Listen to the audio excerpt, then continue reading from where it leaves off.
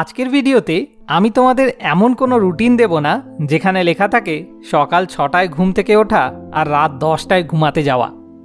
আমরা সবাই খুব ভালোভাবে জানি ওই ধরনের অবাস্তব রুটিন দুদিনের বেশি টেকে না। আজ আমরা কথা বলবো একটা সাইকোলজিক্যাল শিফট নিয়ে। আগামী 7 দিন আমরা একটা 7 ডে স্টাডি চ্যালেঞ্জ নেব, যা তোমার পড়াশোনা করার পদ্ধতিকে পুরোপুরি বদলে দেবে। পড়াশোনা করাটা তখন আর কোনো জোর করে চাপিয়ে দেওয়া বিরক্তিকর কাজ মনে হবে না, বরং এটা তোমার একটা নেশা বা অবসেশন হয়ে দাঁড়াবে। ইন্টারনেটে হাজারো স্টাডি মোটিভেশন ভিডিও আছে, কিন্তু আজ আমি তোমাদের সাথে এমন কিছু লেসার নোন আইডিয়া শেয়ার করব যা টপাররা ব্যবহার করে কিন্তু সাধারণত কাউকে বলে না। তোমার মাইন্ডসেট সম্পূর্ণ পাল্টে দেওয়ার জন্য এই ভিডিওটা শেষ পর্যন্ত শোনা খুব জরুরি। প্রথমেই আসা যাক একটা অদ্ভুত কিন্তু ভীষণ কার্যকারী জাপানিজ টেকনিকের কথায়। একে বলা হয় রিচুয়াল বেসড স্টাডিং। আমরা সাধারণত স্টুডেন্টরা পড়াশোনার ক্ষেত্রে কি ভুল করি? আজ বিছানায় শুয়ে শুয়ে পড়ছি, কাল ডাইনিং টেবিলে বসে পড়ছি, পরশু হয়তো মেঝেতে। কিন্তু বিজ্ঞান বলছে আমাদের ব্রেন কনসিস্টেন্সি ভীষণ ভালোবাসে।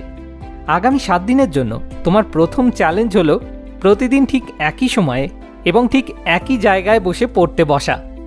যখন তুমি টানা 7 দিন একটা নির্দিষ্ট জায়গায় বসে শুধুমাত্র বই খুলবে, তখন সেই জায়গাটা তোমার ব্রেনের কাছে একটা শক্তিশালী ট্রিগার হয়ে যাবে।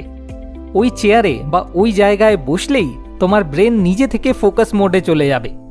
চারপাশের কোনো আওয়াজ তোমাকে আর ডিস্টার্ব করতে পারবে না। এর সাথে আমাদের যুক্ত করতে হবে বিখ্যাত সাইকোলজিস্ট মিহালিয়ের বিখ্যাত বই ফ্লো এর একটা অসাধারণ কনসেপ্ট। পড়াশোনাকে বোরিং মনে হওয়ার মূল কারণ হলো আমরা সবসময় শুধু রেজাল্টের কথা ভাবি, কবে পরীক্ষা শেষ হবে সেই কথা ভাবি।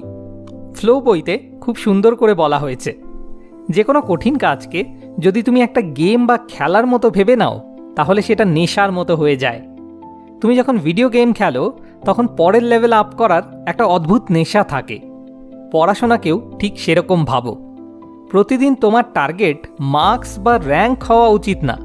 তোমার টার্গেট হওয়া উচিত তুমি আজ কটা পেজ শেষ করলে বা কটা নতুন কনসেপ্ট ক্লিয়ার করলে। আউটপুটের দিকে একদম না তাকিয়ে শুধুমাত্র নিজের ইনপুটের দিকে ফোকাস করো। এই 7 দিনের স্টাডি চ্যালেঞ্জে তোমার সবচেয়ে বড় বন্ধু হবে জেমস ক্লিয়ারের লেখা জগৎ বিখ্যাত বই অ্যাটমিক হ্যাবিটস। এই বইয়ের একটা অসাধারণ কনসেপ্ট হলো আইডেন্টিটি বেসড হ্যাবিটস। তুমি নিজেকে এটা কখনোই বলো না যে আমি একজন সাধারণ স্টুডেন্ট যে শুধুমাত্র 7 দিনের জন্য মন দিয়ে পড়ার চেষ্টা করছে। তুমি নিজেকে এটা বলো যে আমি এমন একজন মানুষ যে প্রতিদিন নতুন কিছু শিখতে ভালোবাসে। পড়াশোনা করাটাই আমার স্বভাব। জেমস ক্লিয়ার তার বইতে খুব সুন্দর একটা কথা বলেছেন, you do not rise to the level of your goals, you fall to the level of your systems. অর্থাৎ শুধু একটা বড় গোল সেট করে বসে থাকলেই হবে না, তোমাকে প্রতিদিনের একটা সলিড সিস্টেম তৈরি করতে হবে। আর এই সিস্টেম তৈরির জন্য আমরা ব্যবহার করব ক্যাল নিউপোর্টের ডিপ ওয়ার্ক কনসেপ্ট। আগামী 7 দিন তুমি যখন পড়তে বসবে, তখন টানা 90 মিনিট কোনো এক্সটার্নাল ডিস্ট্রাকশন ছাড়া পড়াশোনা করবে। ওই সময়ে তোমার ফোন থাকবে অন্য ঘরে বা পুরোপুরি সুইচ অফ। এই 90 মিনিট হলো তোমার ডিপ ওয়ার্ক ব্লক। প্রথম 2 দিন তোমার খুব কষ্ট হবে, মন চাইবে ফোনটা একবার চেক করি। কিন্তু 3 নম্বর দিন থেকে তুমি ম্যাজিক দেখতে পাবে। তুমি দেখবে এই গভীর মনোযোগ তোমার কাছে একটা নেশার মতো লাগছে এবং তুমি আরও বেশি সময় এই ফ্লো স্টেটে থাকতে চাইছো।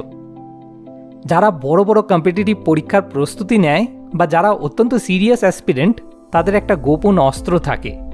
তারা ফেলিয়ার বা প্রতিদিনের ছোট ছোট ব্যর্থতাকে ভয় পায় না, তারা ফেলিয়ারকে ডেটা হিসাবে দেখে। ধরো এই 7 দিনের চ্যালেঞ্জে 3 নম্বর দিনে তুমি তোমার ঠিক করা টার্গেট পূরণ করতে পারলে না।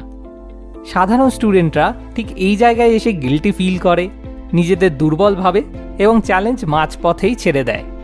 কিন্তু একজন সিরিয়াস অ্যাসপিরেন্ট কি করে? সে রাতে ঘুমোতে যাওয়ার আগে একটা ডায়েরিতে লেখে যে ঠিক কি কি কারণে সে আজ পড়তে পারল না। সেই কারণগুলোকে সে পরের দিনের জন্য ব্লক করার চেষ্টা করে।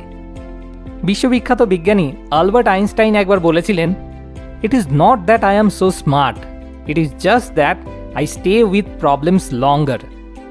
অর্থাৎ সমস্যা নিয়ে বেশিক্ষণ লেগে থাকতে পারাই হলো আসল প্রতিভা। তোমার 7 দিনের এই জার্নিতেও অনেক উত্থান পতন আসবে। কোনো দিন হয়তো আধা ঘন্টাও মন বসবে না, কিন্তু তোমাকে হাল না ছেড়ে লেগে থাকতে হবে। নিজেকে সবসময় মোটিভেটেড রাখার আর একটা দারুণ উপায় হলো পাবলিক অ্যাকাউন্টেবিলিটি। যখন কোনো কড়া মেন্টর তোমাকে কোনো টাস্ক দেন, তখন সেটা পূরণ করার একটা আলাদা মানসিক চাপ থাকে। তুমি জানো যে কাজটা না করলে তোমাকে জবাবদিহি করতে হবে। ঠিক সেভাবেই তুমি তোমার এই 7 ডে স্টাডি চ্যালেঞ্জের কথা তোমার সবচেয়ে কাছের বন্ধুকে বা বাবা মাকে আজই জানিয়ে দাও। তাদের পরিষ্কার করে বলো যে আগামী 7 দিন তুমি প্রতিদিন অন্তত 6 ঘন্টা বা 8 ঘন্টা পড়ার কঠোর টার্গেট নিচ্ছ, এবং প্রতিদিন রাতে ঘুমানোর আগে তুমি তাদের কাছে তোমার সারা দিনের কাজের রিপোর্ট করবে। যখন অন্য কেউ তোমার কাজের হিসেব নেবে, তখন তোমার ব্রেন আর তোমাকে ফাঁকি দেওয়ার সুযোগ করে দিতে পারবে না। নেলসন ম্যান্ডেলার একটা ভীষণ অনুপ্রেরণামূলক বিখ্যাত উক্তি আছে, the greatest glory in living lies not in never falling but in rising every time we fall. এই 7 দিনে তুমি হয়তো হোঁচট খাবে, হয়তো কোনোদিন একদমই মন বসবে না বা শরীর খারাপ লাগবে, কিন্তু তার পরের দিনই তোমাকে আবার দ্বিগুণ এনার্জি নিয়ে নতুন করে শুরু করতে হবে।